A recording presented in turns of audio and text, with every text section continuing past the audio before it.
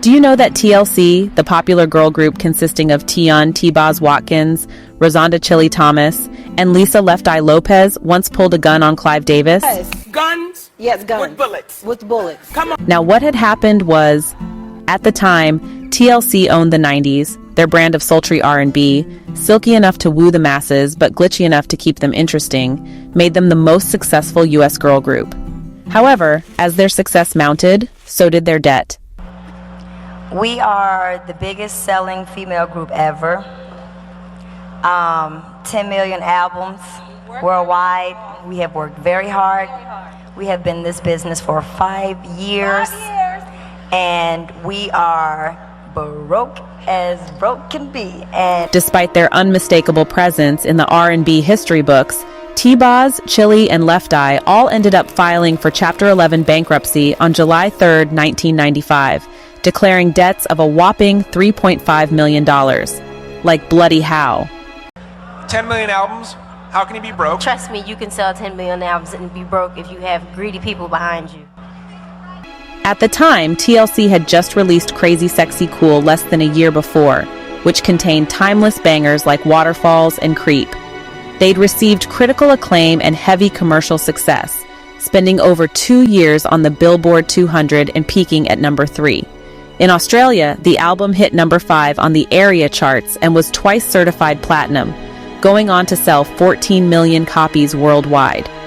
Crazy Sexy Cool became the best-selling album by an American female group, and remains the only album by a female group to receive a diamond certification from the Recording Industry Association of America, which they've certified as going platinum 11 times in the USA. They were music royalty. How could something on that level of total financial ruin even possibly happen? And we're not like trying to be a sad story. If that was the case, we would have been on everybody's talk show talking about how broke we are. We haven't done that. I know it's hard to believe because we've sold so many albums, but it is possible. That's the deal here. And we're not happy at all. But as it turns out, the group maintained that they'd copped a pretty unfavorable deal concerning their contracts with both their manager Perry Pebbles Reed and their associated labels, LaFace Records and Arista Records. Firstly, Arista Records, LaFace Records, and Pebitone recouped their investment for recording costs, manufacturing, and distribution, which is a pretty standard practice in the music industry. The label will foot the upfront bill for getting the album off the ground and take it out of the artist's cut of the sales. This becomes troublesome if you lash out and mismanage funds, which TLC definitely alleged. Both Pebbles' production company Pebitone and LaFace Records then went on to charge for a host of other expenses, including airline travel, hotels, promotion, those neon shiny, definitively 90s music videos, food, clothing, and more.